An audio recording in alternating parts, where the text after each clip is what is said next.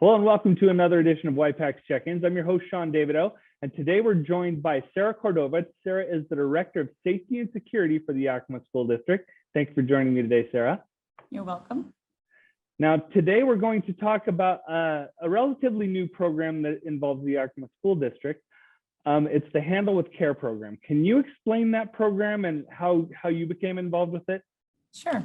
So the Handle with Care program is a way that the Yakima School District gets information regarding our students and if they have been present during a situation where police were involved. So if there's a domestic violence incident or another incident where police are called to the student's home, the officers take the student's name and date of birth and then send that information to me every morning.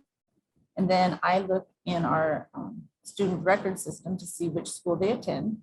And I communicate with the administrators and the counselors at those schools to let them know that their student's been involved in a traumatic incident. Now, this is directly involved with the Yakima School District students. So this is very important to their safety and just dealing with some of the things that could come up later, correct? Correct. So, we know that when students are involved in traumatic situations, they might have some behaviors that we see at school that can impact how they're learning, how they're dealing with friends or with teachers. And so it's nice to have that information as a heads up, really is what we're using it for.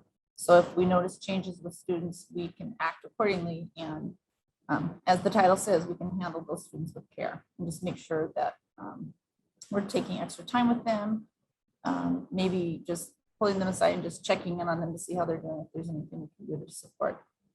The schools are not diving into what the situation was. We don't share that information. It's not shared with school officials or counselors.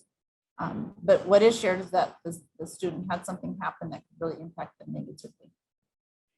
Now, the schools are dealing with a lot of domestic violence that doesn't involve the school district necessarily, but you do see the aftermath with it. Sometimes you'll see students acting out in that, but you are just monitoring them. The police just let you know that something has happened, and you take that information and you transfer that to the schools and let them just monitor it and don't take any action unless you do see something, correct? Correct. Yes. Yeah. So nobody's digging into the student's private personal life or what's happening in the home. It's just a way for us to know that something has happened and it very well could impact them and how they're succeeding and performing in school. So just to be a little bit more careful with them and to check in on them, make sure that they've got everything that they need.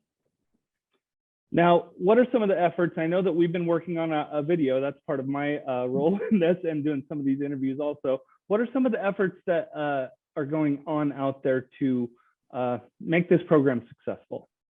Do you mean like what kinds of efforts are happening in the schools or out in the community?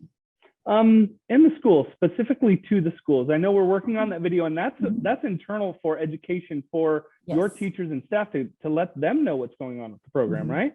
Yes. So we've communicated with administrators and with counselors, but I think there probably are teachers that don't know what we're doing necessarily. And so our hope is to have some training for our teaching staff coming up in the next couple of weeks, so they know. We're also in talks with sharing some of this information with school nurses, because kids who are having issues, who are upset, a lot of times they end up going to the nurse's office first, and the nurse might see a kid over and over and over again and not understand why they keep coming for a Band-Aid or they have a headache. And so letting the nurses know that there's something going on with the student also can help them meet the student's needs, but also get them back to class so that they can continue learning.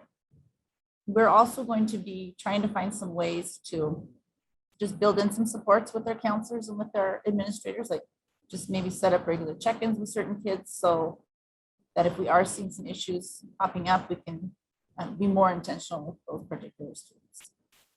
And this isn't, going off of that, this isn't just a Yakima School District effort. This is Yakima Police Department and Comprehensive Health Care. It's a collaborative effort among those three entities to actually curb some issues that could potentially happen, right? Correct. Yes, it's a really great partnership between the school district and the other community organizations, and we really appreciate all the supports that they're providing to us and to our kids. Now, this isn't necessarily brand new. This has been tried before. This isn't brand new to the school district. Can you talk a little bit about, this is a pretty successful program in other places, right? Mhm.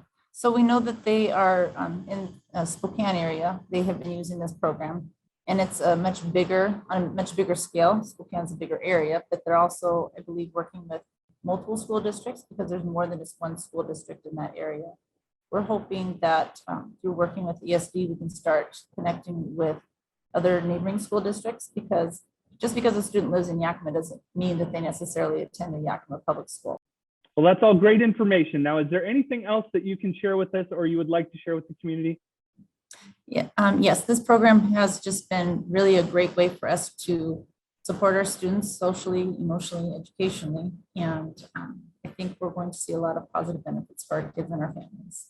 Well, thank you very much for joining me today, and thank you all for joining us.